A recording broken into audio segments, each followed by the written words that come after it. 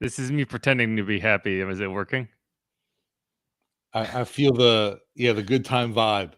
Oh man, yeah, we got to talk about this game. So, yeah, was not looking forward to it. This is like the my least favorite part of the week is having to come on here and try to explain what the hell just happened. Yeah. Anyway, It's have you when go ahead? winning cures all, obviously, and it's just Yeah, you got to win for that to happen.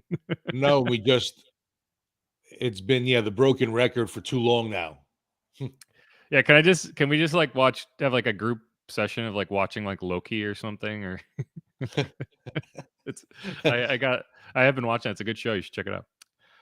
Um yeah. Anyway, we're just gonna There were plenty of Loki like pranks and watching Saints football. yeah, the god of mischief. Yeah, plenty of Yeah. mischief. Exactly. There you go. Yeah, I wish I could disappear. Yeah, this you know, we're gonna talk about, the whole Foster Moreau thing. I I had like an inadvertent when I was on the sideline, like I try not to like be too audacious on the sideline, but like when Foster dropped the ball, I literally just like fell to my knees on the sideline, just like I didn't even mean to, like it wasn't it was like involuntary. I just like that was my reaction was just to like fall to the ground. I need to look in the L22 to see if it's visible. Because that was a little dramatic for me, but God, it's painful. Like the closer you get, it's like the more painful it is. At least he can't blame you anything for knocking the ball out. Oh God, yeah, we're gonna talk about it. I'm just man, I'm just glad there's a couple days I don't have to think about the Saints. But What did we talk about obviously dome field advantage, crowd noise. We heard no from such thing anymore. remember for the Jacksonville guest that we had on even was coming in speaking so highly of the dome presence, and it was like, really, is it really still that? And I wasn't really sure if I felt it. There were a lot of boos though. Well, they were. I mean, they tried to get loud in the second half, but even like you could tell that like there was not a lot of belief. Uh, they almost pulled it off, but anyway. Let's get this thing going here. No one needs to hear us ramble. Let's just start this pod and complain. Let's do it.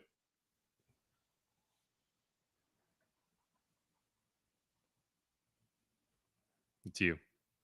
I don't know if you're doing one of those fancy wipes. All right, welcome inside Black and Gold. Saints, another loss, back-to-back defeats now, going down to Jacksonville Jaguars, 31-24, Thursday Night Football. And there was hope in this one after a really dismal start. Finally, the engine, I guess, got revved up at the end, and then things literally just fall through your hands. Yeah, I don't even know if you said the name of the podcast. This is Inside Black and Gold. I'm Jeff Nowak. He's Steve Geller. We're all out of sorts. It's Friday. This is a post game pod. I hope I said it. We're gonna get into it, but yeah, I mean, remember 2-0? Remember how long ago? Like 2-0 was like a month ago. It feels like 10 years at this point. Yeah, 2-0 is like last season. But yeah, so that is the weird thing about this game. In another universe, you'd be like, man, what a comeback, right? 15 points in the fourth quarter. They executed until they didn't.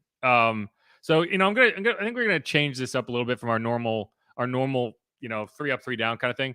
I think the first segment, I think the best way to go about this is say segment 1, what didn't work. We're gonna go through everything that failed, everything that did not go well. We're gonna hear from Dennis Allen talked today on a conference call. He talked about Chris Olave. He talked about a lot of that. So we'll get into it. The second segment, we're going to talk about what did work, because there were some things that went well, but even those were tinged with bad stuff, right? So when I say what did work, it's like only in the sense of, okay, what actually, spurred that comeback, and how can you replace all the bad stuff with that? So we're going to talk into that, and then we're going to get into a mailbag in the final segment. So if you're watching and you want to complain, please do it. I'm sure there will be a lot of comments, and we're going to get through as many as possible. I'm not going to try to spin this in any positive way. There's not a lot of positives that you can pull out of it, but I do think that there are some suggestions. There are some changes that have become pretty apparent that we can kind of get into. And that's kind of when I say what did work. That's kind of, I think you can identify some things that you can make adjustments to that hopefully can get some of this just terribleness out of the way. But first things first, one thing that didn't work were Foster Moreau's hands at the end of the game. And, and I say that in partially in jest, but, it's rough. There are certain guys, if it was Chris Olave who had that chance to make the catch and it bounced off his hands, and there's a lot of criticism being levied at Chris Olave anyway, and he's not a guy that you would say, okay, he's definitely doing everything the right way, and so there would be anger pointed at him, right? With Foster, it's like you just feel bad for him. You wanted that moment for him so badly. He does everything right. He gets none of the praise, and you could hear it from his teammates. I talked to Eric McCoy after the game. We can listen to that audio. It's like he was getting emotional for his teammate because, you could see on his face, Foster. I'm going to play his post game interview here. It was only about 90 seconds long, but I don't know if I've ever want to give someone a hug more than Foster. And he screwed up. He knows he screwed up, but gosh, it should have never come to that. I think that's kind of where I'm at with it. It's like he's gonna beat himself up relentlessly over that play, and this is a game that Saints should have won by double digits. I think when you see the way it started in terms of those two turnovers, the Jaguars were begging the Saints to take control of that game, and they definitely were, right? Please take it. They refused to do it. And I think there's going to be, what I hope is that the Saints don't fool themselves into thinking, oh, we figured something out in the second half so nothing has to change. No. We're going to get into it. I actually think how things got going is more of an indictment on the current state of the offense than anything else. And you can pull stuff out of it. You can say we're going to do some stuff differently, but one of the reasons it worked was because you eliminated Pete Carmichael from the equation to a strong extent, and that's ouch, right? But yeah, here let's listen to Foster, and you can. I mean, if you were on the fence about whether this is something that you should be like, oh yeah, let's trash Foster, let's get Foster out of the building. Let's listen to him. No, I don't. Yeah. Does it mean to have your teammates have your back like that after that moment? Yeah, it's tough. It's in front of every man, woman, and child I've ever known. It's a dark place to be. It's the National Football League. It doesn't come down to one play, but it comes down to one play. The team fought. The team fought as hard as we did, and it's just unacceptable. It's just pathetic. How difficult was it, Foster? Because it didn't look like necessarily a routine play, but no, they pay us to do a job. It's like it's routine. It was the right throw. It was the right read. I ran a little short on the route. I thought something different, and that's a short week. That's a lack of focus, lack of concentration. It's unacceptable. It's unacceptable. how close do you feel that you guys are to the breakthrough? Because you've been pretty close the last couple of weeks. Yeah, I mean, I'll keep it short. I don't know if anyone within 200 miles of this place wants to hear my voice right now, but these guys are fighters, man. They're resilient. This is the right team, and we need to take our opportunities. It's that's what it is. Yeah, I mean, the way I kind of react to that, and it's like if you don't register the level of emotion there and how much that hurt him to have that moment and have that chance and not be able to do it for his hometown, for his fans, for for everyone watching who's such a big Foster Moreau fan. I don't know what to tell you, but all I can say, and I was on with Dave Cohen this morning, and we kind of talked about this. It's like, yeah, he screwed up. He knows he screwed up. He's got to make that catch. That's, Alvin basically said that. Alvin is always going to be blunt. It's like, yeah, he knows he should have made that. He's a professional. To me, it's like, if everyone on this team cared as much as Foster Moreau cares about this team being successful and this team being successful for its fans, this would be a more successful team. Because I don't think you get that level of ownership for the result from everybody on this team. And I'd like to think that kind of like emotion is something they can rally around. This team can rally around and be like, you know what, we have to be better because we should care that much. And it's just, I just feel bad for the guy, and it sucks. Should it have even been him in that situation? You would have loved for that to be Jawan Johnson, or you would have loved for that. I don't know, where the hell is Jimmy Graham? Why is he even on this team? He's got 2 targets this season. You finished the last 2 games with 8 unsuccessful heaves to the end zone. When you're throwing these low percentage fades to the end zone, and you have a 6'7" guy who's literally here for that purpose, and he's not even on the field. Makes no sense. None of this offense makes sense. The way it's been attacked, the way it's been run. At least, I actually think early in the season you were able to get some things done offensively, and it seems like it's gone backwards. It's actually gotten worse week to week to week.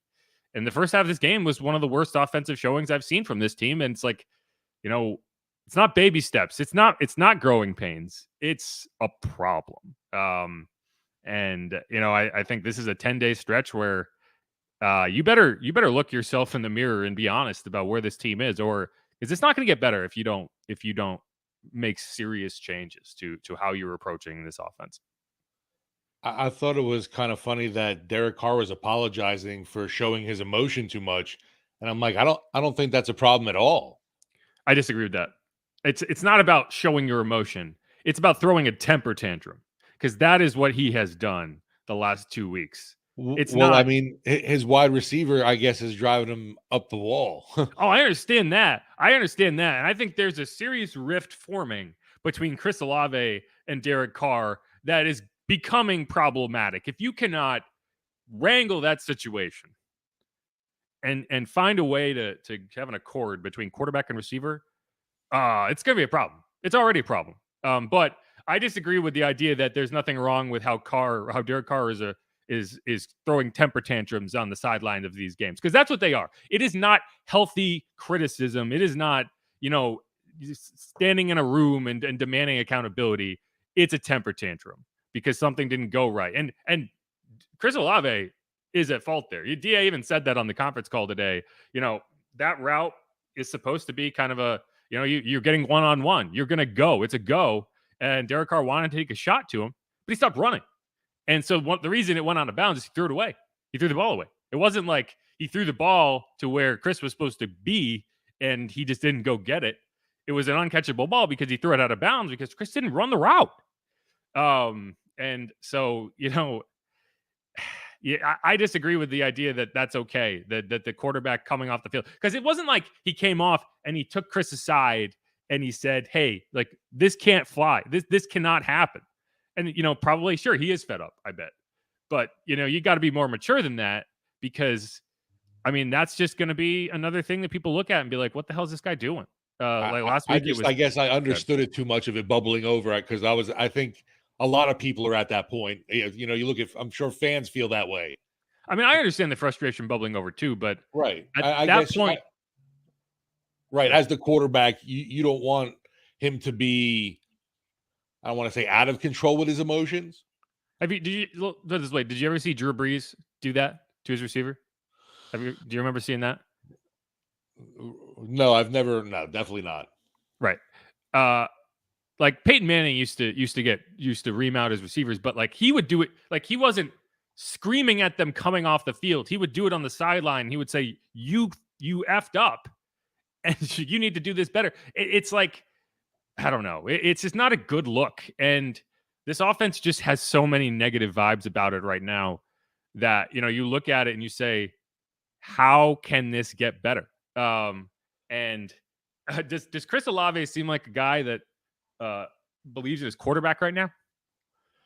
No, but the quarterback's still targeting him and trying to get him involved, I think. I mean, it's not like Right. he's and still there just can't be that. I don't know. I don't know what the discord is between them, honestly. Is it Well, and if this was a he wants the one-time ball thing, more? yeah, Is that, I mean, I don't know. he got 15 targets in that game. Right. And they weren't all good. There was a couple that Derek left behind him. Like Derek didn't have a good game. I don't care what the yardage says. At least especially not in the first half. I think he found a rhythm in the second half, and we'll talk about that. But I think you talk about benching Trevor Penning. You talk about accountability, and I think that the only reason Chris Olave is on the field right now is because he is this mega ultra talented player that you spent so many assets to go get. Otherwise, he would be sitting right next to Trevor, because I think for the same reasons you're sitting Trevor down. I mean, he was the golden goose, or whatever you want to call it, in training camp. We saw the light shining down, and we were all in awe of what could be Chris Olave. And it was like that was another guy buying in for fantasy. That, I mean, he's been productive, obviously, still getting decent numbers, but I mean, I just don't understand with even the cast around him and guys like an Alvin Kamara, Michael Thomas, how he could be so immature about. Is it really the lack of targets and his lack of involvement? Because I can't believe that, like you're saying, with all the targets he just had this past game. no, and it's DA will say consistency, and we have DA talking about Olave here, so let's listen to that. So is it just a thing with a rift between him and Carr? I don't know, but it's very clear that the things aren't going well, and part of that's on Carr, obviously, but yeah, like and like you said, you can understand the frustration because if this stuff kind of happened and then you corrected it and it stopped happening, it seems like it's just week after week after week. But this is what Dennis Allen had to say about Chris Olave when he was asked today, not after the game, today on the conference call. Dennis, what is your impression of where Chris Olave is at in his development? Since that one play was obviously heavily scrutinized, but a few things have been scrutinized with him from the outside looking in, I guess. Yeah, look, I think there's a lot of good things that I see him doing. And I would say, I keep coming back to this. I just think it's the inconsistency with which we are operating. There's obvious, shots of guys that are doing it right. And when they do, it looks really good. It's efficient. It's effective. And then there's plays where, it's not efficient and effective, and it's not being done exactly the way that we need it to be done. And so that's what has to be cleaned up. Is it unusual to see this happening in a player's second year, or were there elements of this that had to be managed during the? Yeah, I think when you're dealing with young players, I mean, I think you do see inconsistency. And I think that's something that we have to continue to work on. I think that's something that he has to continue to work on, and a lot of our guys have to continue to work on. And it's hard to be the same guy every single day in a 17-game season. Like, it's hard to bring your A game every day, but that's the expectation, and that's the standard that we have to have. Go ahead. Sorry, I was going to say, sorry to harp on this, but when you mention inconsistency from Olave, do you specifically mean not finishing out his routes? Like, is that the recurring problem? I mean, there's inconsistencies in, what we're doing as a team. Dennis, where do you guys identify that coaching fits into that? Obviously, I mean, you try to toe the line between encouraging being hard on them. Yeah, I think I think both aspects have to be there. I think there's some points in time where, you have to be willing to, encourage and pat them on the back, and there's sometimes where you have to stick them somewhere else. And that's part of what coaching is. And so if we're not getting the consistency that we need, there's a coaching aspect to that. And it starts with me. So I've got to do a better job with our football team of making sure that they understand, how we have to play if we're going to have success. Dennis, what? Yeah, and so I think that final point there is important. Is coaching does play a role in this, and whether it's about Derek Carr being better because he's got to be better, whether it's about Chris finishing his routes, like it's something's not clicking here. And one thing that I thought was interesting, and I didn't even find out about this until today because I didn't watch the game on the broadcast, obviously, is Dennis Allen came out after halftime. He said Ronald Curry stood up in the locker room at halftime and made a halftime speech to the team. And this is what he had to say about that. Watching the film, what did you sort of, what's kind of your evaluation of how Derek Carr played last night? No, sorry. That's the wrong file. Anyway, he said basically that I don't have the clip, so I'm just going to talk about it. He said basically that like Ronald Curry just stood up and said, "Hey, we all got to do our jobs," and there's going to be a lot of people over the next 10 days saying, "Make Ronald Curry the play caller," and I'm one of them.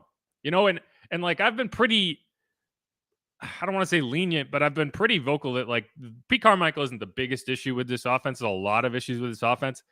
At a certain point, changes have to be made because it's just not working, and you have to find a new combination. Now, a lot of people are going to say, fire Pete Carmichael. I don't think that you do have to fire Pete Carmichael. I think you just have to switch roles. I think what Pete Carmichael does well is game plan and work in the background.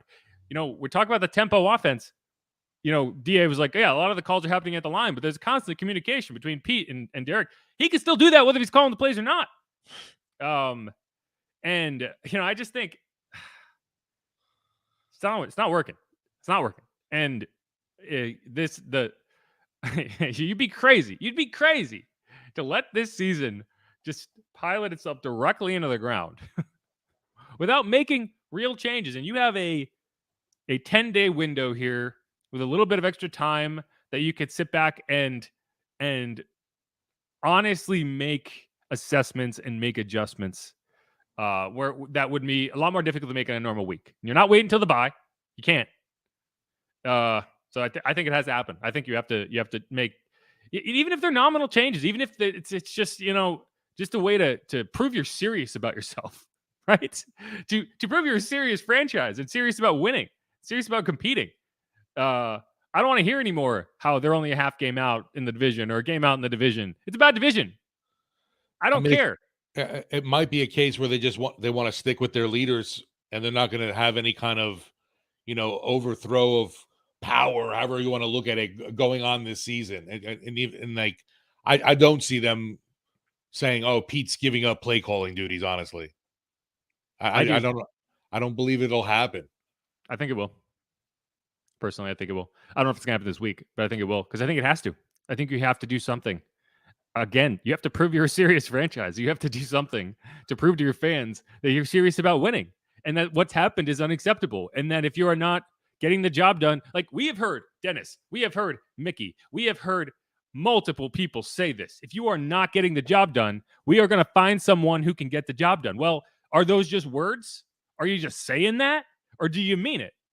Well, then, from what I'm hearing then from everyone else, though, then that means Chris Olave needs to sit the bench. I think he does. If he can't run his routes, if he can't do his job, then yes, I think you do need to send him a message.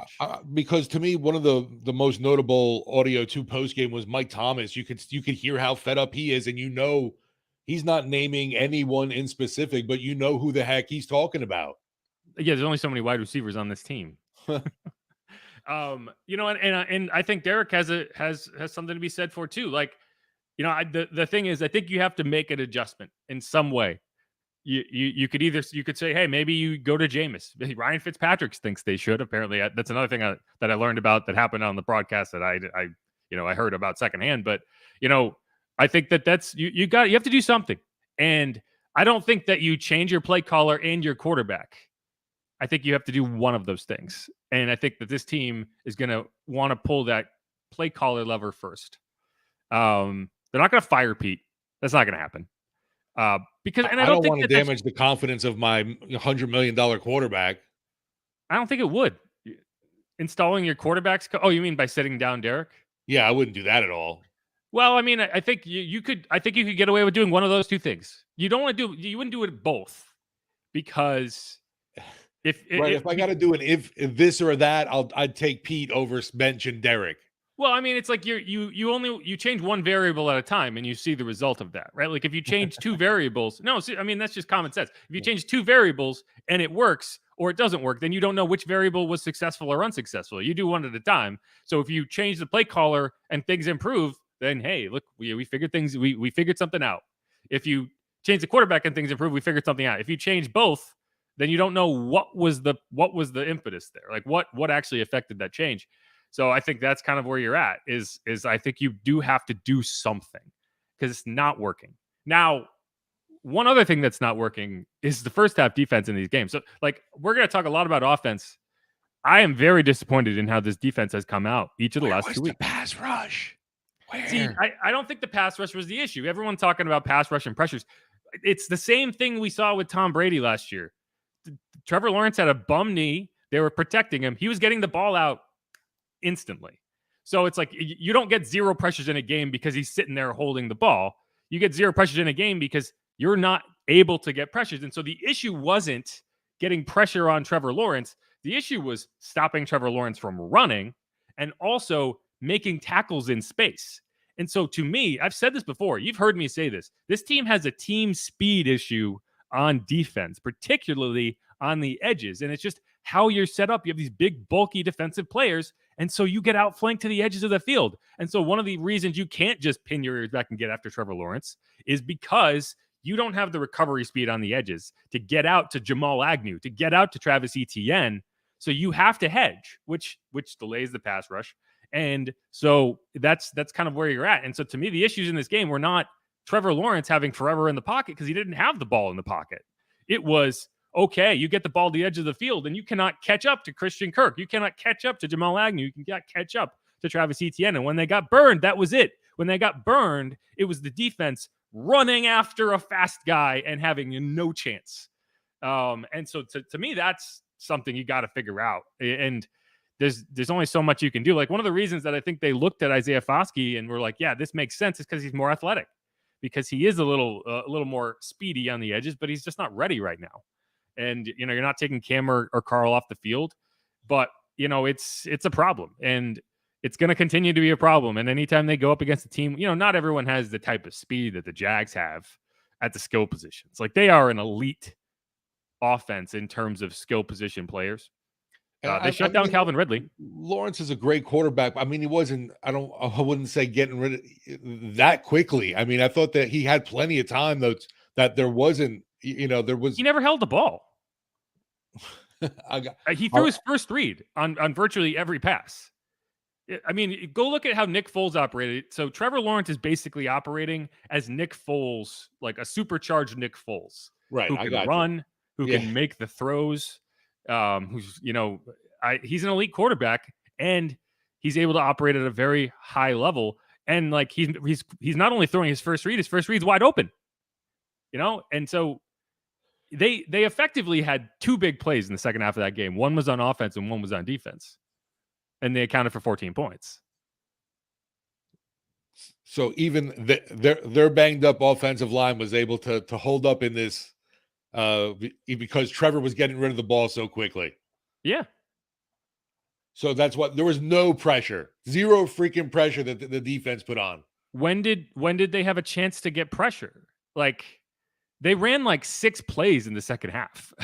Like, they didn't have the ball in the second half. So when was that pressure coming? I mean, they had 2 3 and outs, and then they had that one drive that started at the Saints 45 and they scored on the second play of that drive, and it was a quick, hitch inside. Christian, I think it was a slant actually. Christian Kirk caught it and ran. It wasn't like he stood there in the pocket and surveyed. He threw his first read. And so, to me, it's not the pressure. It is the lack of team speed and the lack of ability to make open field tackles. Yeah, they couldn't even corral him. That 26-yard run was just another, knife in the wound of a guy that was coming in with a knee injury. It's not like that was a lack of pressure. That was a lack of contain. Right. And so I don't know. It's easy to look at the sack numbers and the pressure numbers, but you have to account for how quickly the guy's getting the ball out. And it's an energy thing. It is Pete Werner is supposed to be this very athletic, speedy linebacker, and all I see is him taking bad angles. Tyrann Mathieu has never been a top. Well, I mean, he used to be a top end speed guy. Now he's a play with your brain type guy. Demario Davis was playing with that knee injury, so I think he was probably a little slower today or yesterday than he would typically be. But yeah, I mean, to me, that was the biggest issue, and it's continuing. It's been the biggest issue. Is you're getting outflanked. Like that touchdown run for ETN, that was nothing but just get to the edge and outrun him. Jamal Agnew had a play like that. It happened again and again and again, and the Saints just had nothing to do. And it's like, again, if they're running the quick game, all you can do is get your hands up and hope you can deflect it. So I don't know. It's something that more teams are going to do. Because the other issue is because you play so much man coverage, if you do get outflanked to the edge of the field, you could run forever because the cornerbacks are turning their back and running with the receivers.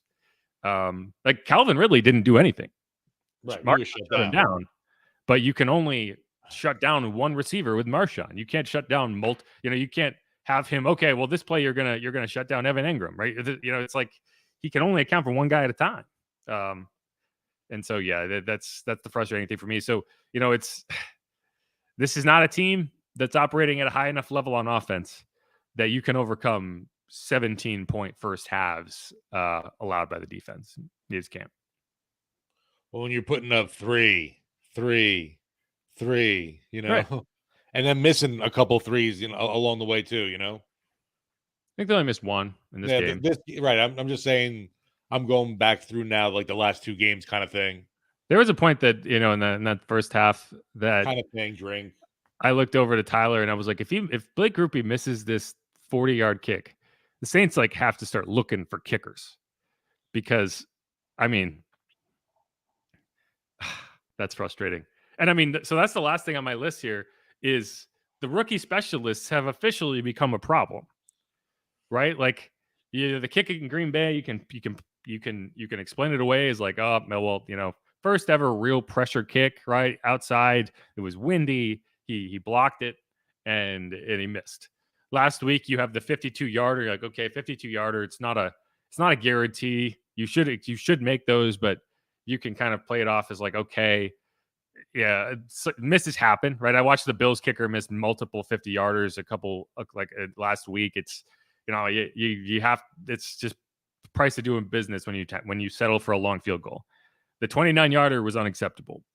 Another 52-yard miss indoors. He almost missed that PAT that they shouldn't have kicked, that they should have gone for 2 instead. It didn't end up burning them because they made the next 2-point conversion. But the idea that you don't go for 2 there, so at least inform your decision making the rest of the way after a 16-play drive where the defense is gassed, nonsense.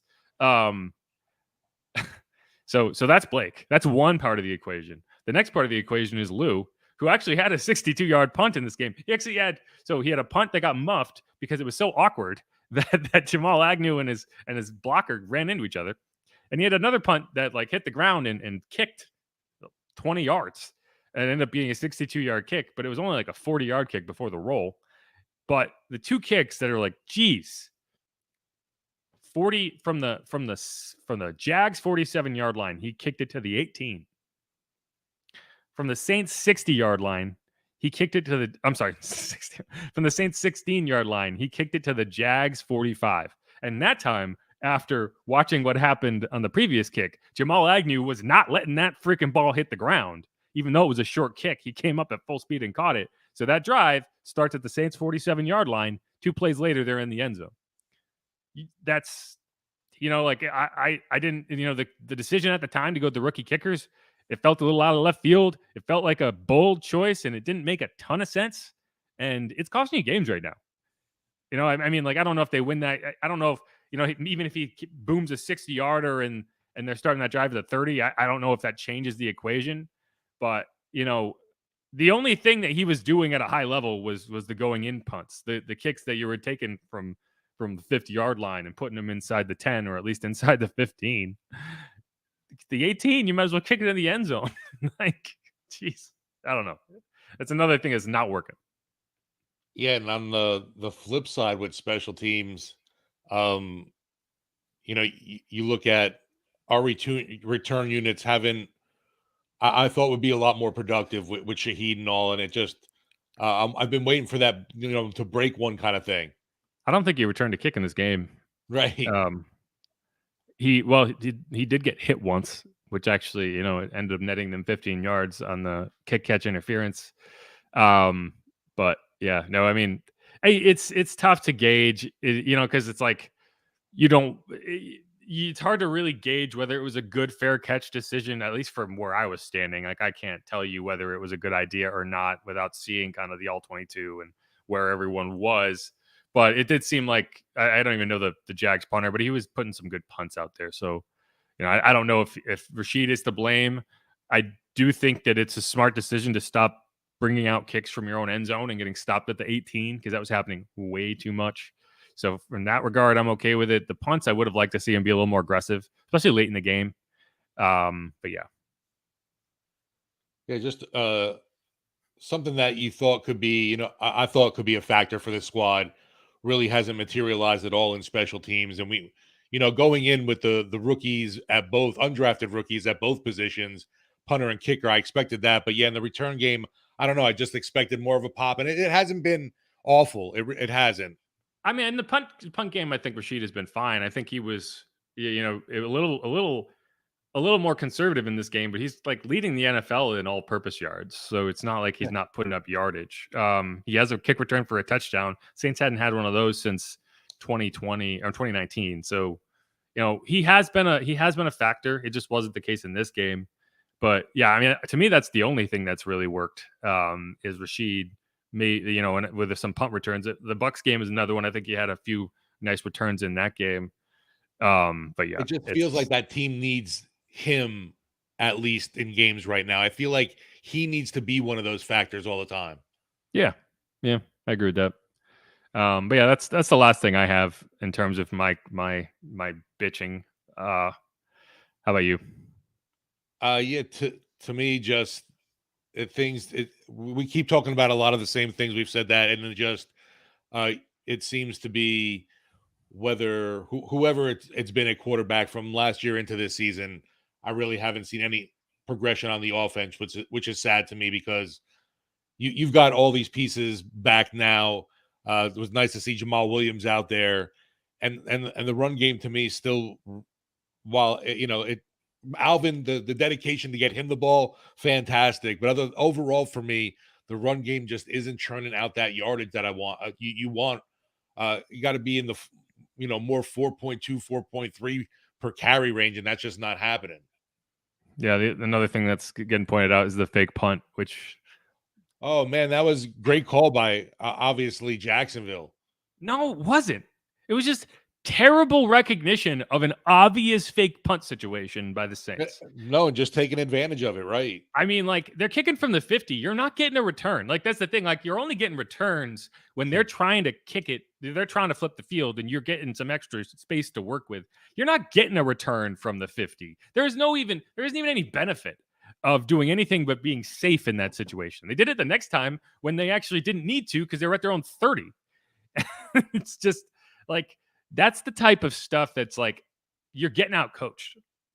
And Darren Rizzi is a very good special teams coach. He's one of the best in the league. But he got out coached right there. You can't. What did you think they were going to do? I mean, you think they want to punt? It's Mr. Philly special on the other side over there. He's got some tricks up his sleeve. Right. Doug Peterson. And the thing is, they left the offense on the field and then they were like, oh, actually, come back over here. Like, that didn't give you an indicator that, I mean, they basically just, they held it in front of your face and you just had nothing. All you got to do is be up on that guy. And gosh, anyway, that's the last No, thing. opponent trick plays in the dome is never a good sight. God. But all right, let's wrap up that segment. We went for a while, so and the good thing is the next segment will be short because it's the what went right segment of the podcast. But this is Inside Black and Gold. It's over. I'm Jeff Nowak.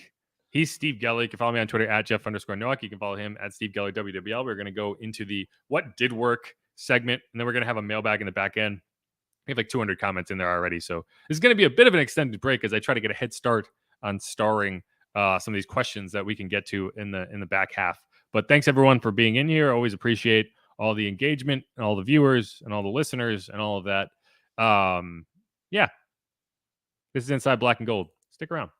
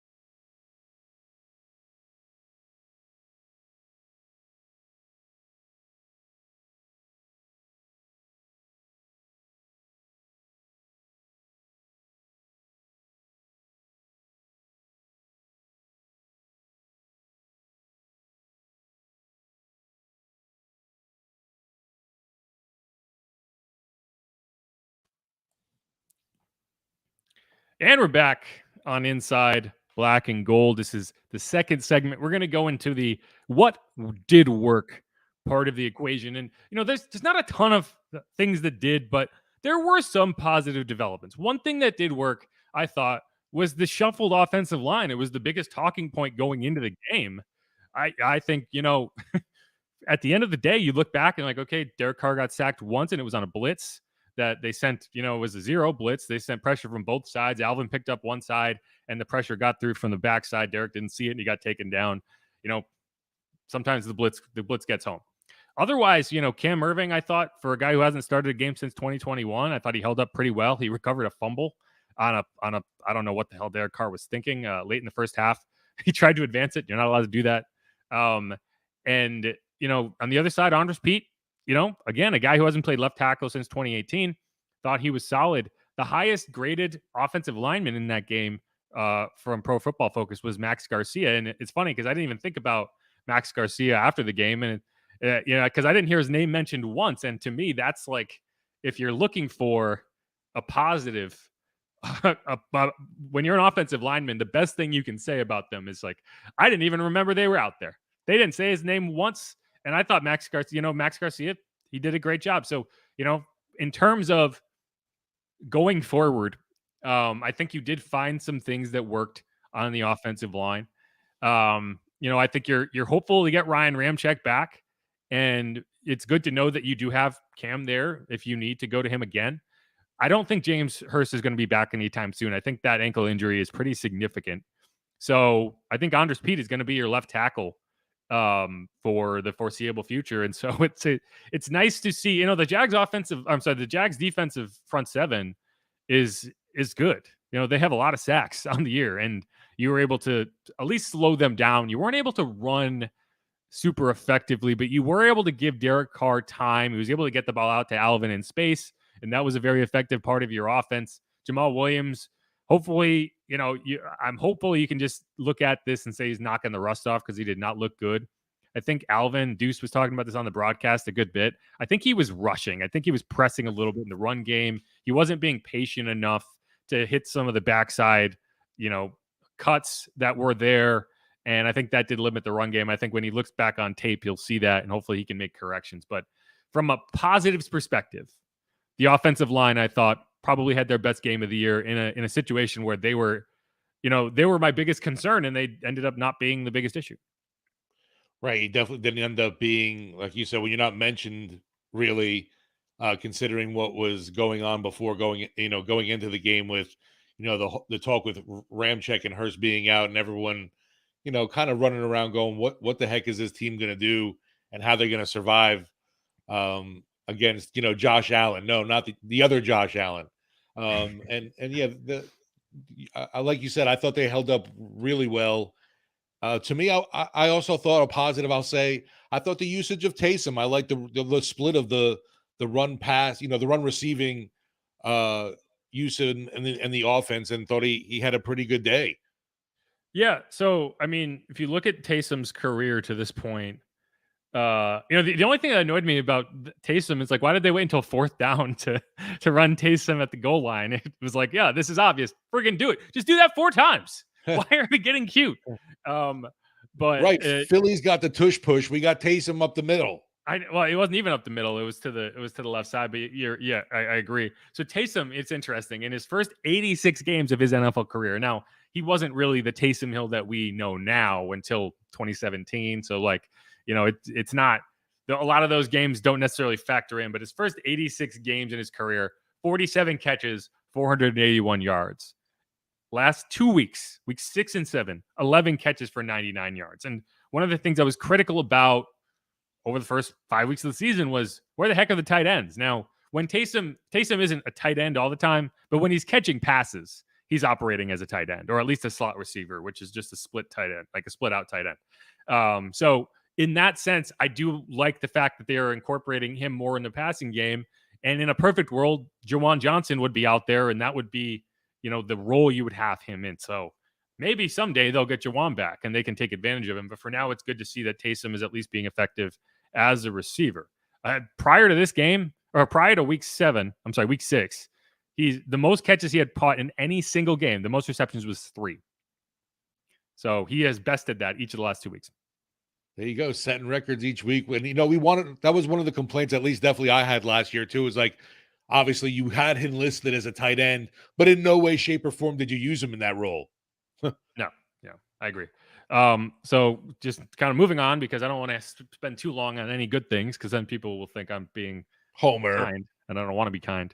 But one thing that did work, and you're going to have to take a look at it, is the tempo offense. And it's like I said this in the open, is, if I'm the Saints, I'm not looking at that as I'm almost looking at that as an indictment of the Pete Carmichael play calling, because you basically took him out of the equation. Obviously, he still has a role. He still communicated with Derek Carr.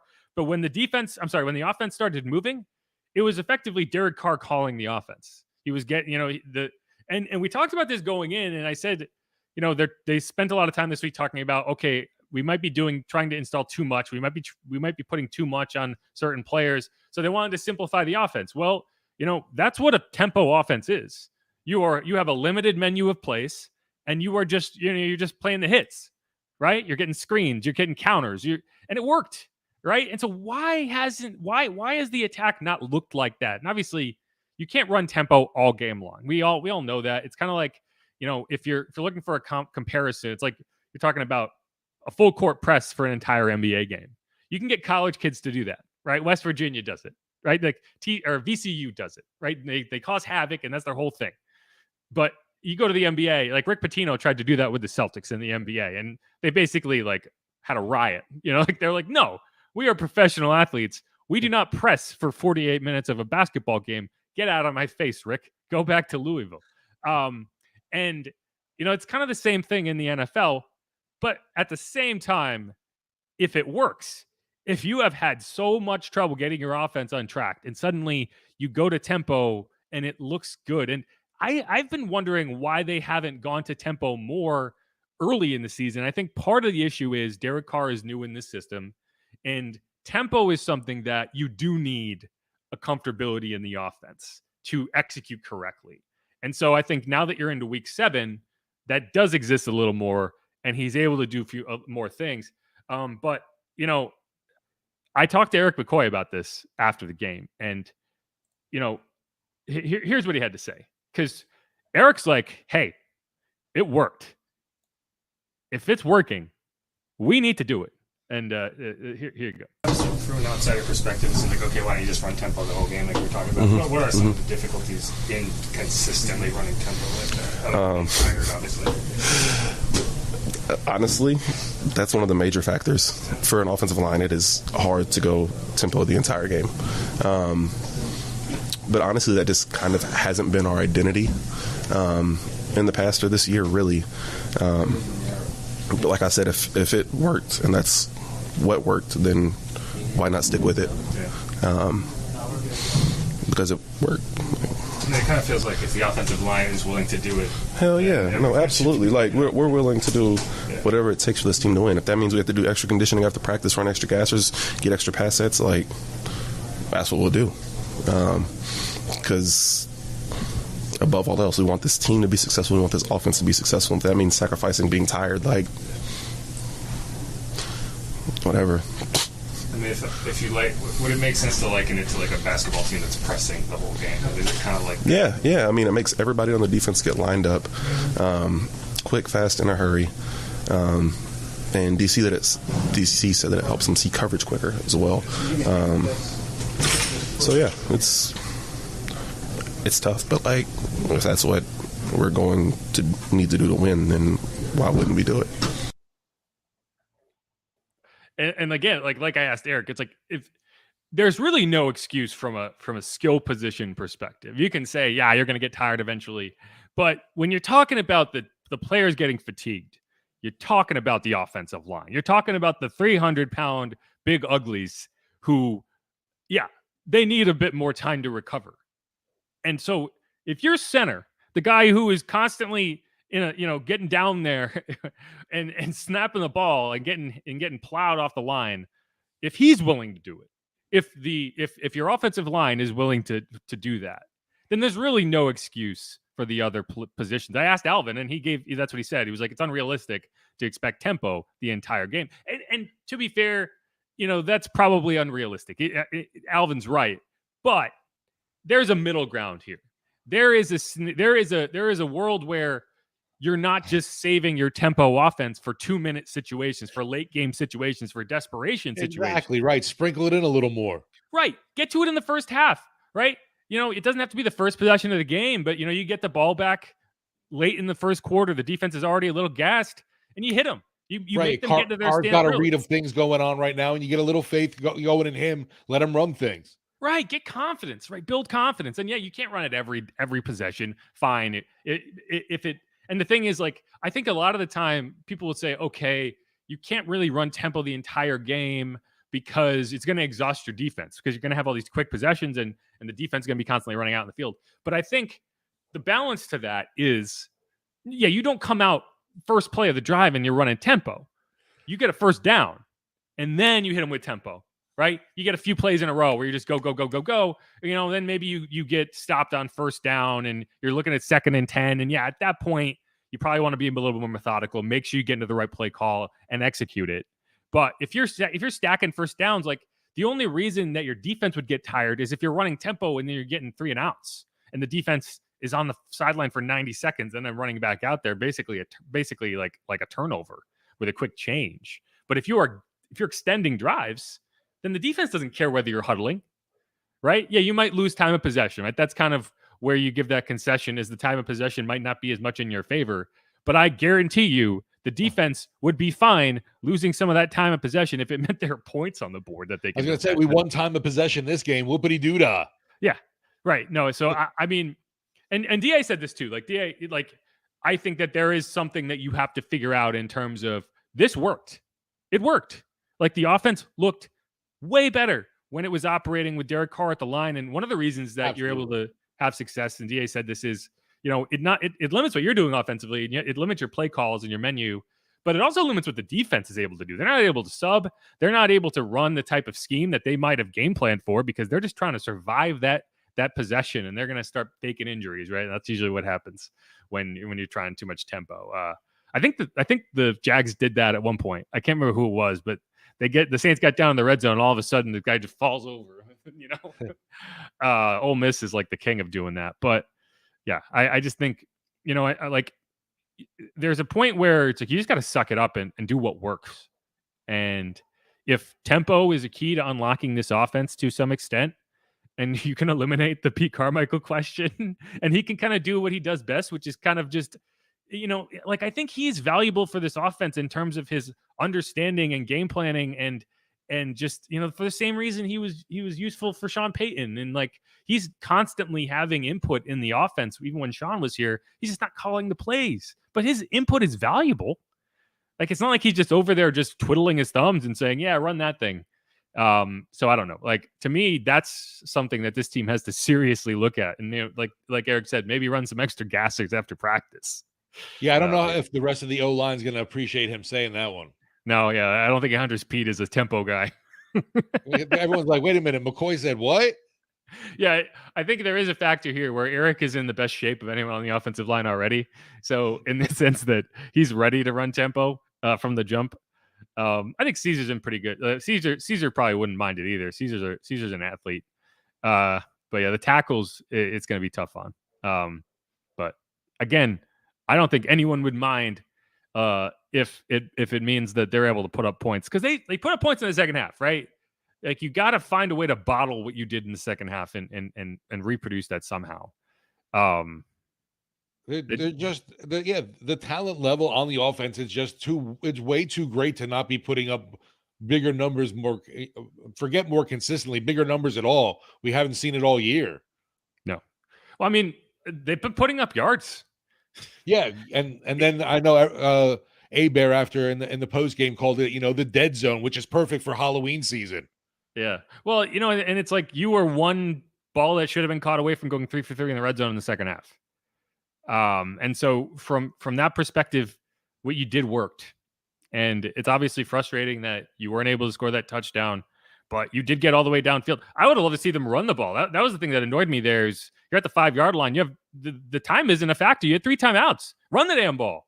But either way, like, in the sense of the segment being what did work, the tempo offense, and you got to find a way to incorporate that more in situations that aren't obvious tempo situations already. But I've one more if you're game for it. I'm trying to think what else could have worked. Oh, yeah, hit me. If you asked him about it, he would call it the full bink. It was number 99 running out there as the fullback, Colin Saunders. That touchdown run for Taysom Hill, go look at the highlight. You know why he waltzed into the end zone untouched?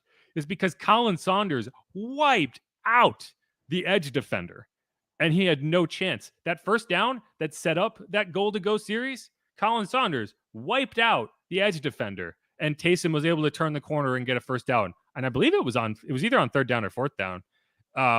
And so, that's actually a package that was installed in week 6 ahead of the Texans. They just never got in a goal to go situation, so they were never able to use it. But so Adam Prentice went down, and that's how they adjusted to that. Is they said, "Hey, Colin, we saw your high school running back highlights. What would you say about going out there and getting some blocking on?" And he said, "Hell yeah," because all he talks about is how athletic he is, and he is. He's an incredible athlete. He can do backflips and back handsprings. Right. So there's nothing stopping him from doing that. And hey, if it works, it's a weapon. So I expect them to continue doing that, especially down at the goal line. Yeah, heck of impressive for him, obviously. And man, like you said, I definitely want to go look at that now again because Taysom, like you said, untouched, just easy path into the end zone, not a problem. Yeah, well, once you see it, you'll see it because it's like it's completely on. I mean, Taysom might power in anyway. He's that type of runner, but the reason it was so easy is that Colin Saunders completely kicked out that defender, and so hey, things haven't looked easy for the emergency Saints. O-line help, right? And if he's willing to do it, again, it's like one of those situations where it's hard to get. It's not always a great. Not everyone's willing to play two ways, right? Like that's a lot of extra work that he's doing when he's already out there playing a full workload at defensive tackle. But he's willing to do it. If you're willing to do it, we'll take advantage of it. So hey, so that's something that worked. And if you're wondering, full Bink, his nickname is Binky. Actually, his nickname is Bink. It's not Binky. Malcolm Roach told us his nickname was Binky and that he was nicknamed after the character from Arthur, but that was a lie. Malcolm made that up as a joke, but he said it so deadpan that everyone believed him. And Colin never corrected anyone. The Saints even tweeted that out. It was an answer to my question. And the Saints tweeted out like, "Oh, here's the story behind Colin Saunders' nickname." And that's not true. But his nickname is actually Bink. And he said it's from his high school basketball highlights because he was so like he was just like with the sound of the ball hitting the floor. It's like bink, bink, bink, bink. That's the nickname. I thought like hitting the rim, bink. No, it was dribbling the ball. You know what I mean? Like when you dribble a ball on a court where it's like echoing a little bit, and you're gonna like bink, bink, bink. I don't know. To me, like I said, I'm starting to think of you're bad at shooting, and I'm hearing clanks off the rim. Sure. Anyway, but that's his nickname. His nickname is Bink. So that's why it's full Bink. Anyway, that's the last thing. Hey, Kamara, I thought Alvin also had a good game, but we talked about that. To me, there's not you can only get the ball to Alvin in space as much as possible. There was no okay, we're doing this too much. As many times as you possibly can to get Alvin the ball in space where he can make a guy miss and pick up positive yardage, pick up first downs. Do it. That was one of my big criticisms last year of Andy Dalton in that offense. And Jameis, for that matter. He had one game against Seattle where he got the ball to Alvin constantly. Otherwise, I didn't think he used him enough. And I didn't think Andy used him enough at all ever last year. And so to me, that's another thing that this offense is doing more of. And if they're going to get back on track, if they're going to win a few games and get this taste out of people's mouths, it's going to be, that's going to be a big part of it. So that's the final thing. But anything you wanted to point to before we move on? Just overall, just the disappointment, like you mentioned earlier too, with the tight end position. I don't know what does the future hold for Jimmy Graham, but hopefully this extended break, at least maybe we get to see Juwan back because it can't be that serious of an injury. How that happened pregame. Yeah, I don't know. I mean, it's clearly it is because it's keeping him out for a month. But yeah, I mean, to me, it's like if you're looking at Jimmy Graham, and we already talked about this, we don't get to get into it too much. But like, if you wanted a blocking tight end, surely there are better blocking tight ends. Like Jimmy is 6'7". I think he's a better blocker now, just in terms of he's done it for so long, and he's no longer a primary weapon in the passing game. So that's not what he's focused on. Right. That I think he is a better blocker than he was when he was here the first time. Absolutely. He understands he's not that guy anymore and needs to be a better blocker for sure. You've seen the effort. Sure. And like, I don't think there's been a point where you're like, oh, yeah, well, that's on him. He didn't block well enough. Like, that hasn't been the case. But at the same time, if your goal it was to bring in a blocking tight end, bring in JP Holtz. Like, there's surely Jimmy Graham is not the best option for a blocking tight end. So it just doesn't make sense. If you're not going to use him in the red zone, I think Bobby said this. It's like, just have us, let him go out there before the game, wave and say, I'm retiring.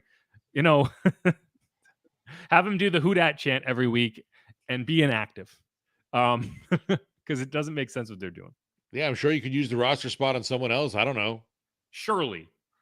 I mean, offensive lineman. All right.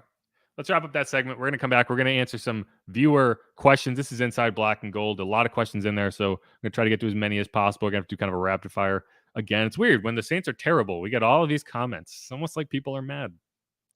But again, this is Inside Black and Gold. I'm Jeff Nowak. He's Steve Geller. You can follow me on Twitter at Jeff_Nowak. You can follow Steve at Steve Geller WWL. I feel like people, when they're bonded in anger or hate or, whatever over something, it's a very strong bond. So I get it. Trauma bonds. Right. It's like we've been through this shit all together. So yeah. I feel your pain. You feel my pain. There's definitely solidarity. I'll give you that. Like there's no one out there being like, God, everything's great. Let's run it back. You guys are being too hard on P. Everything's going so well that we should that y'all are just overreacting. And I mean, in the past, I think there's always some level of people overreacting to every bad thing that happened, and it's like you gotta take the good with the bad sometimes. That's not the case right now. I'm fully on board with the with the vitriol. But all right, you can follow the show on Twitter at Saints_pod.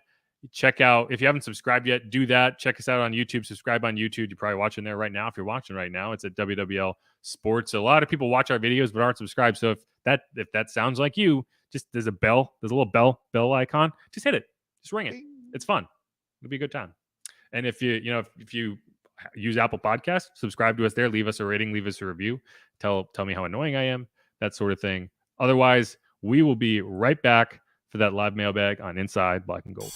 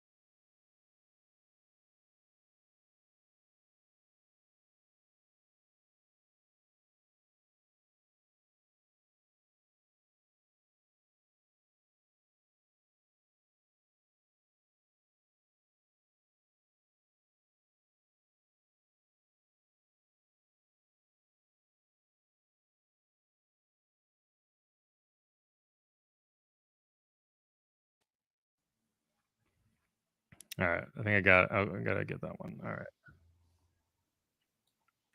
So okay, I got a lot of them. There's more. But here's one that I do wanna make sure everyone's on the same page about. Okay, wait. All right. And we're back on Inside Black and Gold. We're going to dive into the mailbag. I'm Jeff Nowak. He's Steve Gill. If you haven't subscribed yet, please do that. We're talking about the Saints 31-24 loss. At least we can say 24, right? I guess that's a positive. They did put up 24 points, so we can say that. And the difference in the game, a pick six, which that sucked. The defense was playing very well in the second half after the first half debacle, and then the Jags put 7 on the board. Foyesade Oluwakan, very good player. Anyway. Yeah, that's why the whole deal, obviously, with Foster Moreau, you can't blame anything on one dude. There were so many hands in the pot of debauchery. There's plenty of blame to go around. All right. But so KD says, don't forget that second rounder from Denver. Correct. Don't forget that second rounder from Denver, because it's looking like it's going to be a pretty good pick. But the second half of this comment, we'll have 3 picks in the top 40. Incorrect. Because the reason the Saints don't have their own second rounder. They also don't have a third rounder because the reason they have the Broncos second rounder is they basically flipped their third rounder for the Broncos second rounder. So the Saints will have their own first, the Broncos second. They will not have a third. And they don't have their own second. Yeah, they don't have their own second. So they could have 2 picks in the top 40. They will not have 3. So just to be clear. And, that's part of the deal, right? Like I'm not going to complain about that part of it. That second rounder, I wish you did have. But yeah.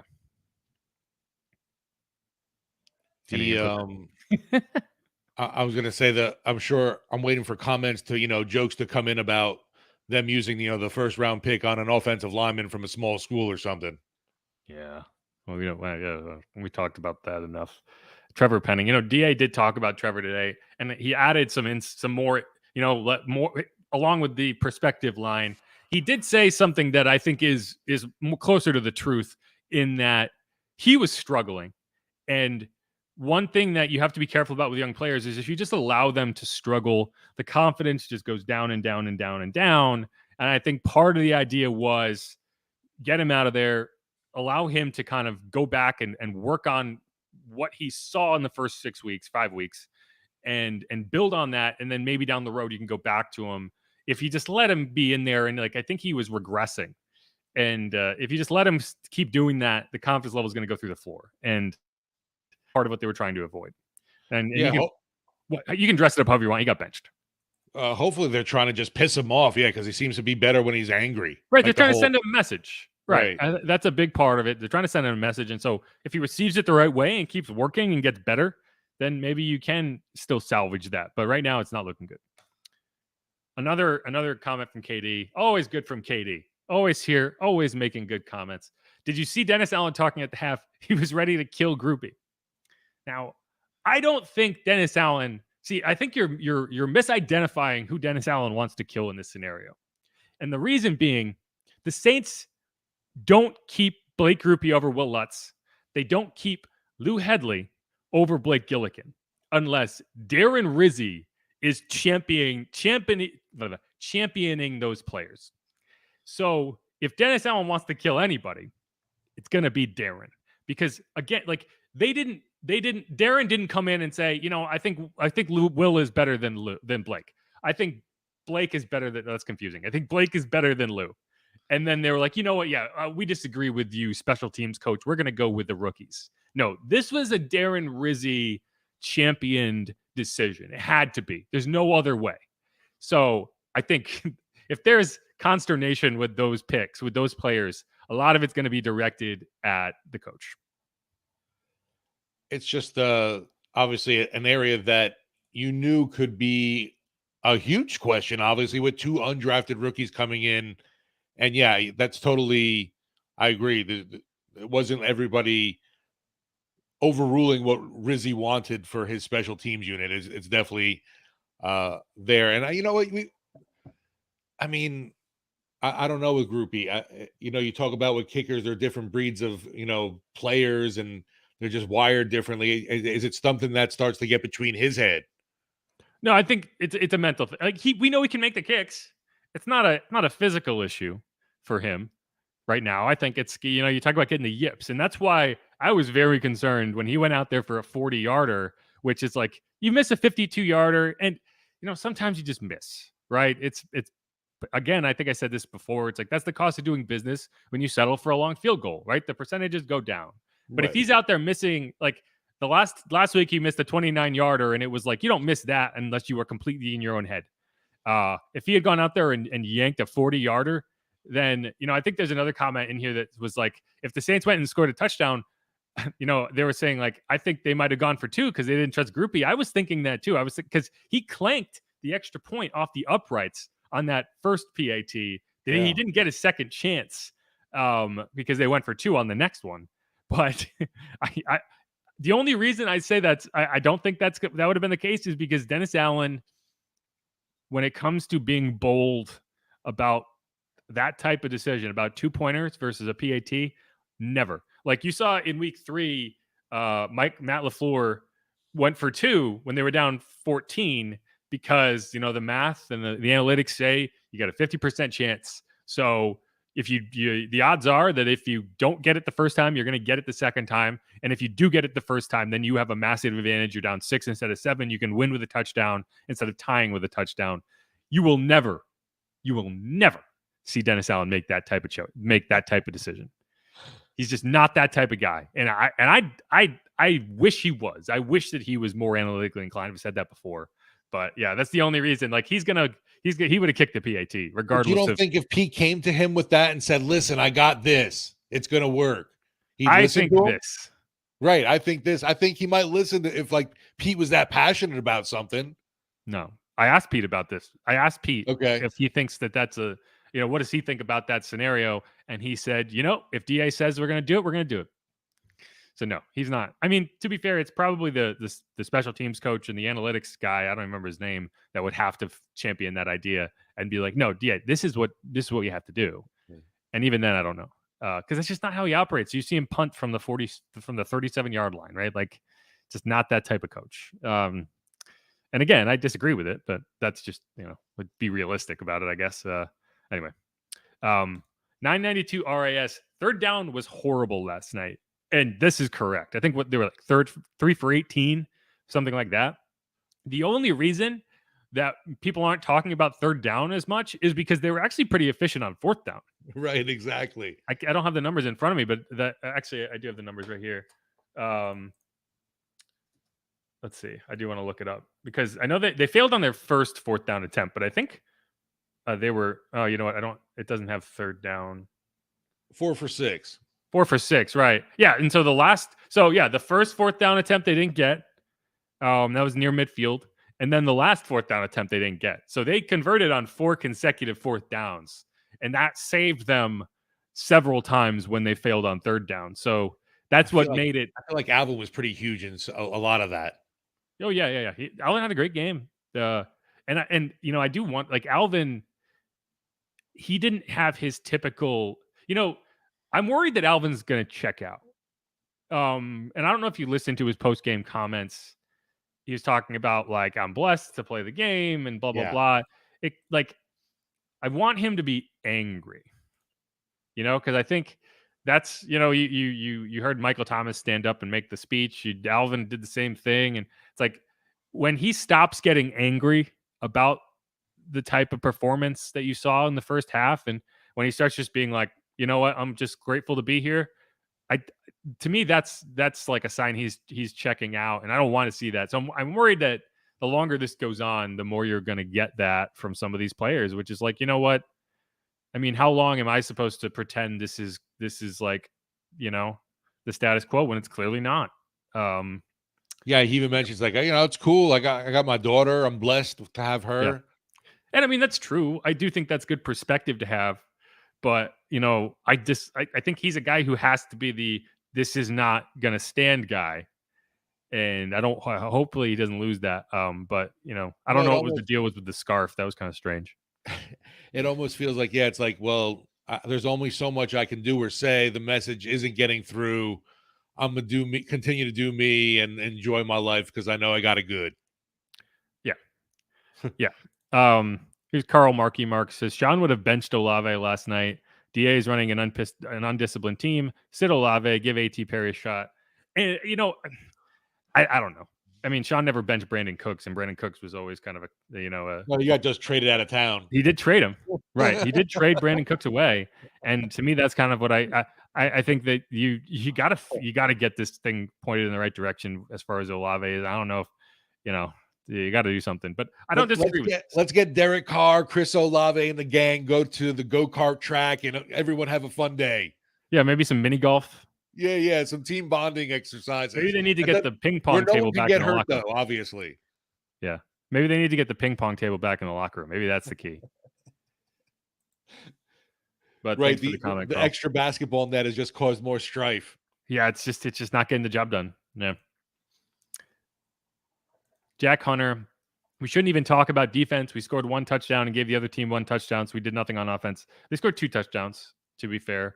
But no, I mean, like I've said this before, it's not fair that the defense has to carry this team, but it's supposed to be that type of defense. So I am going to be hard on the defense because the way they've come out the last 2 games, and the players have said this. It's not me saying this. The players have said they basically came out flat. They didn't make adjustments in the second half against the Texans, at least not any major adjustments. It's not like they changed the scheme. They just played better. And I think that was the same thing against the Jags. I think they did make some adjustments to not get outflanked quite as much. And that's why you didn't, and you talk about the lack of pressure. One of the reasons you can't get pressure is because you're trying to contain as opposed to get rushed upfield and get beat inside. So, yeah, I mean, but I'm going to keep talking about the defense because that's the only way this team has a chance, in my opinion, of making the playoffs, is if this defense gets on a roll the way they did in the second half of last season, and the offense can find its way to get its head above water. To me, that's the only way. No, you're dealing with some, a lot of your main guys are a tad banged up right now. I know, no excuses. We saw the Jacksonville offensive line was hurting as well. We couldn't take any really kind of advantage of that. But we know Cam's dealing with injuries. DeMario's dealing with an issue in his knee that he even said I had like 0% chance to be playing in this game, but miraculously was able to, by the grace of God, according to him, able to play, able to even suit up and get on the field. And then also even Tyrann Mathieu hurting right now too is another one of your big veteran guys that, I mean, just on all levels, front, middle, back, you're kind of banged up there and not 100%. Yeah, I mean that's probably partially contributing to the getting outrun at every level part of the equation. But yeah, here's one comment from Carl Markey Marks that I think is not necessarily accurate. He says our D line is the oldest in the league and it's showing more and more every year. I don't think that's true. I think maybe that was true last year when you were relying on David Onyemata, and but I mean you're talking about Cam is obviously 33, 34. But and the other guy that's older than I thought he was is Nathan Shepard. He's actually 30, but he's only been in the league for like 5 years, so he contributes to the age. But I mean, beyond that, Colin Saunders is 27, Brian Brzee is 22, Malcolm Roach is 25, Tano Passanio is 29. Cam Carl Granderson's 26, Isaiah Foskey is 22. I mean, I don't think the age is the issue there. I mean, shout out to Carl Granderson. Always the dude's efforts always present. I love it. Yeah, I mean, you have two rookie defensive linemen. I don't think that I think that you are younger now than you have been on the defensive line. So I don't know if that's necessarily just from a factual perspective. I don't think they have the oldest defensive line in the league. I'd have to look around and find. I'd be very surprised if that was the case, considering you have multiple guys in their early 20s in that group. But no, I mean, Cam, I think you have to start looking at more of a rotation as it pertains to Cam. I think Carl, you can probably rely on and say, yeah, he's still in that peak level where you can trust him to be, a 95% snap guy. But, I think Cam is at that point in his career where, I see him just trying to chase people down way too often. And, the problem is Isaiah Foskey is developmental and he's not quite where you want him to be. But Tano is a good athlete. Tano is probably the best athlete in terms of that group. And I'd like to see him get more action. So I don't know. The defensive line is something, but if you're stuffing the run, you can live with a lot of that because not every team is going to be able to beat you to the edges of the field the way the Jags are. So I think you just need to be a lot more careful in these matchups against these speedster teams, which there are, not every team is, but there are a good number of teams with very good speed. And so you just have to game plan. I don't know if they had enough time this week to really come up with a great plan for how to handle some of this team speed. But man, with Cam too, it's hard to imagine taking such a legend for this team off the field. And I understand, yeah, he's getting up there in age, obviously, but yeah, using less of Cam will save him more. Yeah, I'm not saying you take him off the field in terms of like you're still Right. I still think you use him like maybe 75% of the snaps. Just not. I don't think he's a 90% snap guy anymore. But he wants to be, obviously, too. Oh yeah. No, Yeah. that's the problem. Is you're gonna have to convince him that's a good idea, and that's tough. He's the team leader. Yeah. Right. He's looking at DA going, why would I come off the field? And 34 years old, even at 34, he is still a very good all-around defensive end. I just think in some of these matchups, he's especially the fast teams, and Justin Pasquale points out here, it's speed and a mobile QB absolutely make our defense look vulnerable. And I think that's where, maybe in those matchups you utilize Isaiah Foskey and you let him spy a little bit, right? You don't necessarily rush, but you use him to be that flanker. And so, yeah, I think you do need to start looking at some of that with Cam. All right. Just trying to find a good comment here. Jack Hunter says, my Saints flag is upside down and at half mast because this team done died. I don't have any take for that, but that's quite dramatic. Leo Addy Chase, rare positive. I think this was the best the O-line played all season with Pete getting pushed around. Penning, Hurst on the left side has been that bad. Cam Irving is an upgrade. Props to him. Yeah, I mean, Hurst at guard has been Max Garcia, I think, was a major upgrade at guard. And I said this, like, one of the reasons that I think you were willing to move Hurst to left tackle is not necessarily that you desperately wanted to replace Trevor. It's that I think you needed to do something else at guard. I don't think Hurst is getting the job done at guard. So you're going to replace Hurst at guard, and then the question becomes, well, is Hurst a better option at left tackle than Penning? Because one of them has to go to the bench. And once you made the decision to send Trevor to the bench, I think the die was cast. And from there, you just said, okay, I guess we're going with Andres now. But, like, I think Max Garcia has been a bright spot the last 2 weeks. The O-line definitely a surprise considering, the shambles things look like going into the matchup. And it definitely seemed like the Chicken Little situation of the sky was falling going into a game against a team that likes to be known as Saxonville. I always think of it as like Saxony, like an old English town. Which they could be heading to. Who knows? Yeah, it's true. Yeah, there you go. Good connection there. Right. Here's LVP. We were kind of talking about this earlier. Breeze was a coach on the field. No Moss on this team. I don't know what that means. No good on this team. No Moss. No Moss. No more. Yeah. No more. Yeah. Okay. It's Spanish, in case you're wondering. Like the who was it? The boxer, the No Moss boxer. Was it Roberto? Duran? Yes, Roberto Duran. Yeah, No Moss. Okay. Yeah. Anyway. Yeah. So no, yeah, I think No Moss. Yeah. But no, and I think like when I'm critical of Carr when he's coming off the field, throwing a tantrum, because that's what it was.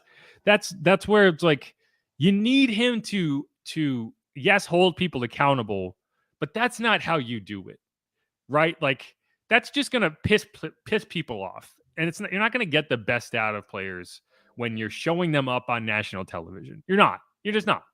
And and Carr admitted that, right? Like he came out after the game and said, like, I need to be better about that. And he does. But like he's an emotional guy and it has gotten the best of him. And I just don't think that you can't be doing that. Like I'm sure he's getting it. Yeah. For me, it's more of I understood where it was all, like I said, that bubbling rage was coming from. And yeah, it just happened to spill out. I don't think he's done that consistently all season though, huh? Well, no, that he wasn't freaking out when they were 2-0, but the last 2 weeks you've seen it. And so like, one time it's like you can be like, all right, everyone gets emotional, everyone, you never, no one's gonna be perfect all the time in that regard. 2 weeks in a row, no, that's childish. You can't be doing that. With that, the first one, is that the one where he was coming off yelling at Pete? Yeah, that video you're talking about. Okay, yeah. This time it looked bad on national TV too, because you're seeing that and it's like, yeah, but you threw the ball out of bounds. So what are you mad about? You threw an uncatchable ball. Well, he was throwing it away, but like that image is still going to last. Like those quote tweets don't go away. So now everyone's like, what the hell's Derek Carr complaining about when he's throwing it to the sidelines? Exactly. You threw the ball to Ugo Amadi and you're yelling at the receiver. Yeah, so it just doesn't look good. Like it's just a bad look, and he's got to be better. All right. Let's see. Let's get to one more, and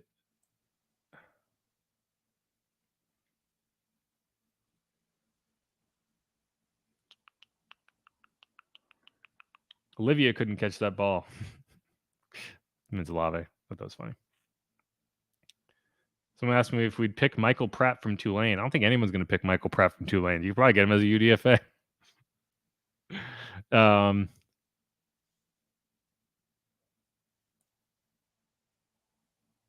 So here's a conversation. We can get into this. It's a big conversation to get into on the last comment of the day, but here's Big Mill. If Winston is any good, why wouldn't he go somewhere else and try to be a starter instead of staying there and being a backup?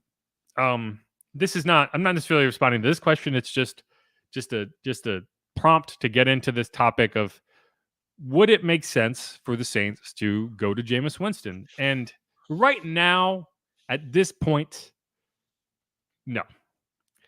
Because you invested too much in Derek Carr to pull the rug out from under him in week 7, in week 8. But like I said at the top here, you got to make real changes, real decisions to prove you are serious about winning. And you're not changing a quarterback and a play caller at the same time. And to me, I think that the first step you have to take is adjustments as it pertains to play calling. And if you do that, and we're still seeing the same inconsistencies in the same issues, say a month down, let's say 3-4 weeks down the road, and you're still hovering around 500, and all you can do is beat Gardner Minshew, which I expect them to do. You can beat Tyson Bagent, right, which I expect them to do. And then you're just laying a dud in division games, then yes, I do think that you have to seriously consider making a change. Right now, it's just tough. I mean, like, I get it. The stats are not good. But this is the bed you made when you brought Derek Carr in. And, if it goes off a cliff and it just does not work, then I think you're cleaning house anyway. So I don't think this coaching staff is going to be like, yeah, that's not going to be what saves their jobs. Let's put it that way. Like, does that make sense? Like, if you're a coach and you think you're coaching, you just sold me on bringing this guy in, and now we're going to put Winston in. Exactly. Because they didn't sign Derek Carr, just like the Darren Rizzi thing, right? Like, he championed Blake Grupe and Lou Hedley, right? So if there's any resentment there, it's going toward the special teams coach. Same thing applies to the head coach and the offensive coordinator who championed Derek Carr. So I just don't think perfect fit for my system. It's going to be great. Yeah. So like, if you're coaching for your job, that's not going to save your job. Now down the road, and maybe it's just like you're desperate and you just, okay, we got to do something, and I don't think you're there yet, right? Like, you're not even halfway through the season. You're one game under 500. You win 2-3 games in a row, and all of a sudden you're moving and you're in the right position. This is still an easy schedule. Like, you're still not looking at this schedule and saying, oh, it's, this is something that they cannot get wins in. But yeah, I mean, I just don't think that's where you're at right now. But you are a lot closer right now than you were 2-3 weeks ago. So I'll put it there. Yeah, there's no way in hell I think they make that switch to Winston at all, unless it was going to be due to an injury, and we saw that didn't even happen. Yeah, it's a good point. His shoulder was not in great shape that week, obviously, and they still trotted him out there. Yeah, no, this coaching staff is going to do everything it can to make things work with Derek Carr, right? Because once you sit Derek Carr down, no turning back. You're not going back to him, right? Like you brought this guy in. It's just not like, if the locker room gets toxic and you don't think you have any other option, that's one thing. If you're just doing it to say, it's like, remember, if you remember Eli Manning's one of his last seasons, they tried to bench him for Geno Smith. And you could say Jameis has a better pedigree than Geno Smith, but right. I think they're similar players when it comes down to it. Your first round picks, they got a chance with their original team, and then they kind of got put out to pasture, and they kind of just had this backup role. And when they tried to do that, and obviously Derek Carr and Eli Manning are not good comparisons in terms of, Eli Manning was a legend in New York. Derek Carr is this kind of freelancer that showed up in New Orleans this year and has no, built-in trust from the fan base. But the fans were just like, what the hell are you doing, Ben? And then again, Ben McAdoo got fired, right? They ended up putting Eli back in and firing Ben. And I think that's just a situation where it's like, they didn't bring Geno Smith in there to be the future starter. The Saints don't view Jameis Winston as the future starter. So again, like I said, that wouldn't save their jobs, even if it worked. So I think that's what prevents you from doing it. But again, that's now. That's right now. That's not week 13. No, to me, you talk about even changes, just any kind of change to me. I don't think we're there yet at all. The offense, obviously, everyone wants to call to with Pete Carmichael of play calling. I don't think it's quite there yet. Maybe after the bye week, it could be you come in with a new, fresh perspective kind of thing. I don't know. No, I think that's a good point. Well, when is the bye week? Week 11? Let's see. Yeah, week 11. So you got Indy, Chicago, Minnesota bye. Yeah, if I'm looking at this from the perspective of like when would you maybe make that change? I think right now you have this kind of mini bye, and that's where you could make a change from a play caller, from just again, you're not firing Pete Carmichael, you're just reorganizing how things go. And then you give him 3 weeks or give or take, and you look at it and you say, okay, where are we now? Have things changed for the better? Are we better off right now than we were in week 7? If the offense continues to go off a cliff, then yeah, I think during that bye week is when you might make some difficult decisions in that regard. But yeah, you're not really there yet. And for me, the question at quarterback, I'm riding with Carr till the wheels fall off. No pun intended. And yeah, I'm not benching him at all because, like you said, how do you come back from that crap? What would the pun have been there? The wheels falling off the car. That's not what a pun is. A pun would be if you had like a guy named quip? Wheeler. A quip If then? you had like a quarterback named Wheeler, and you're like, until the Wheelers fall off. Sorry. Okay. We've been on here for a while. Now I'm just being a dick. All right. That's a sign that we need to get off of here. This is Inside Black and Gold. Thanks everyone who joined us. Thanks everyone who, we should have done this with bourbon. Thanks everyone who dropped in a comment, who stuck around and engaged. I always do appreciate it. I know this is frustrating for everybody, but thanks for sticking around. We're going to keep doing this because we don't have a choice. But we know you have a choice. So we appreciate you hanging out with us. I'm Jeff Nowak. He's Steve Geller. You can follow me on Twitter at Jeff_Nowak. You can follow him at Steve Geller WWL. We're going to enjoy a long weekend. I'm going to sit on my couch and actually watch football on a Sunday for a change. It's going to be fun. And yeah, Steve, you excited? Definitely excited. And folks, please keep liking and subscribing because the more you do it, it frees our souls from the clutches of Odyssey. I guess I actually have said that. That was a pun. You just didn't get to it because the wheels fell off the car. Boom. and we got one until the car rusts out. Yeah. So I'm the idiot. You made a good pun and I missed it. Congratulations. Take a bow. All right, y'all. Thanks for listening. Who dat? Go Saints. Who this? Who dey? No. I don't know. Easy, y'all. Hush.